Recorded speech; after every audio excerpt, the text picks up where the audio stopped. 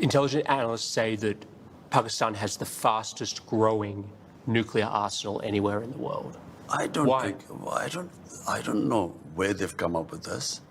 Pakistan's nuclear arsenal is simply as a deterrent to protect ourselves. But you're growing it, not shrinking it. Our nuclear, the only one purpose, it's not an offensive thing. Any country which has a neighbor 7 times the size as Pakistan has would be worried. Is your goal vis-a-vis India and Pakistan nuclear disarmament? I'm completely against nuclear arms. I always have been.